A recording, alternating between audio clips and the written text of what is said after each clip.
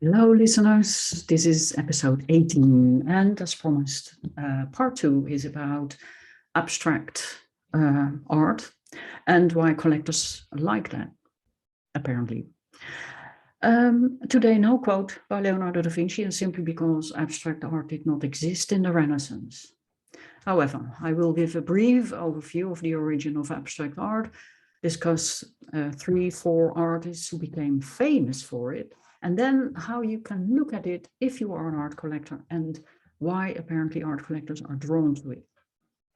So abstract art is a style that developed in the late 19th century. Artists were exploring light and visual perception. And we can say that maybe Turner was, the late Turner, started to move towards a form of abstrahism, abstracted his work, a painting where he explores the mechanism of light and visual perception. Now, abstract art can be seen in many ways. Sometimes people say, yeah, it's l'art pour l'art. It's the artist really thinking and the philosophy of what he feels within himself. But that's not always true, and I will come to that. So you have, of course, the opposite, which is realism or figurative, but figurative can also have abstract in it. But in the early 20th century, Kandinsky came with a very distinct style, and he explored music and form and color. And he was friends with Schoenberg, and Schoenberg was a composer who invented the 12 tones music. Now, Schoenberg and Kandinsky inspired each other, and they corresponded with each other about their art. And Kandinsky painted what Schoenberg composed as music. At least he said, that's what I feel, I understand you. And so he was able to visualize that. Maybe we have to say Kandinsky visualized sound or music.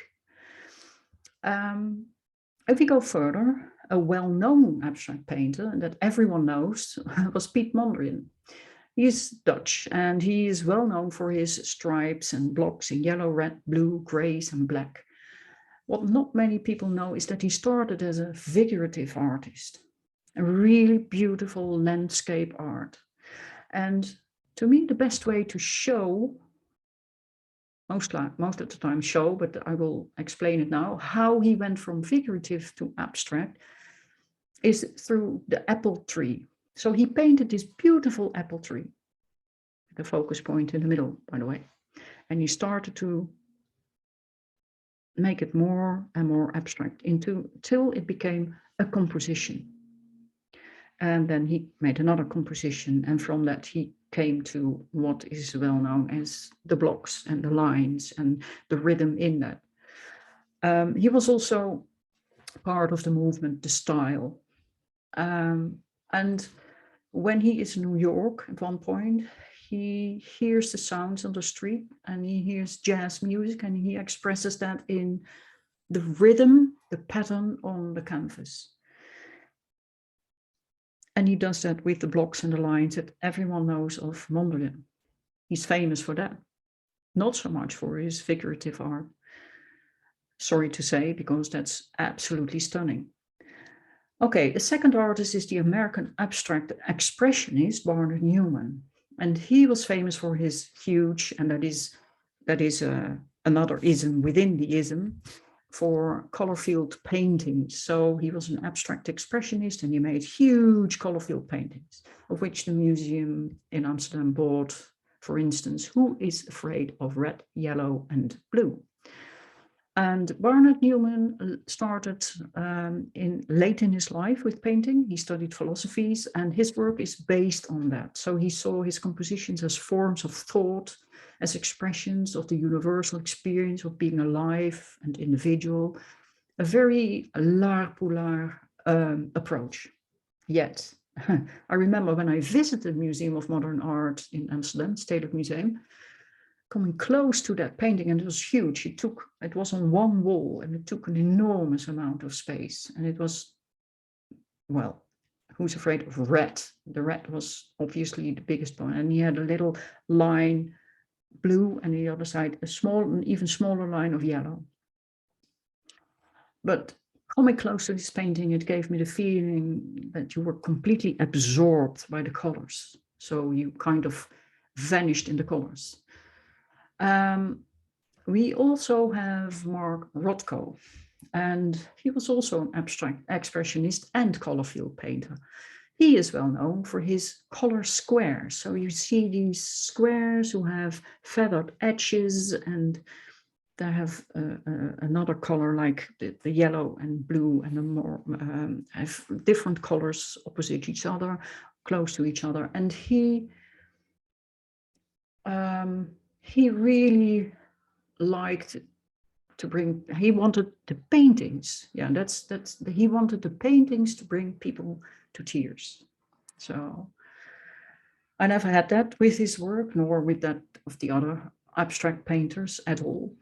But there is something that can make it exciting. So in Munich, I've seen Cy Twombly, another abstract expressionist who became famous for his scribbles that looked like a child made it for him.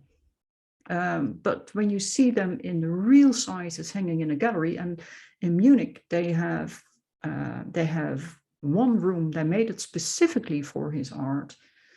And there you can see his art in enormous dimensions. And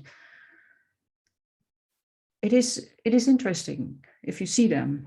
I mean, I'm not an abstract person. Maybe I should explore it for myself, just to challenge myself. But they are like a story that you need to decode. So I can imagine that people feel drawn to it to start decode what he actually says on his paintings. Although one of the other rooms has roses, so he has huge paintings with what he says are roses. And that is why many art collectors like abstract art, because they can make up the story. They can decode the story, or they can make it up. They don't have to know anything about it, they think. But first of all, they can make up their own story. And second, probably it fits the design of the house. That may sound weird, but I have heard that many times. Back in the days, my response was always, well, that means that when you buy a new couch, you need to buy a new painting too. So it somewhere is difficult for collectors to make a choice, because based on what? Is it pure emotion? Is the painter and his story? Is it pure an investment, and does it get sold anyway as soon as the price goes up? Yes, I will spend an episode on that too, because art investment, as if it are stocks, is another story. But let's go back to how you can decide. How do you even look at abstract art to know if it is a collector's item, something that you want to collect, because it is about you as a collector.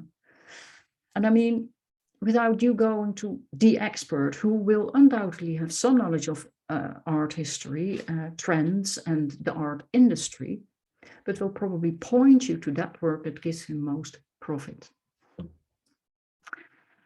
Because, yeah, they get profit, they get 30 to 50% of what the artist has. And if you want a discount, that also goes from the artist's money, to be fair.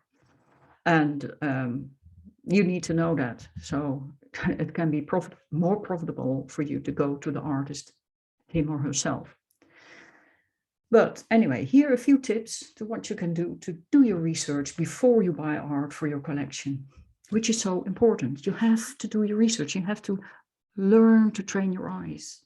Like when I do investment, I have to do my research. I can't just invest in anything that comes for me, or someone says, this is what you need to do. No, I have to do the research. You have to do the research. In this case, you have to train your eyes. How do you look? So say you have seen something that caught the eye and made you interested. Start with looking up the artist. Get in touch.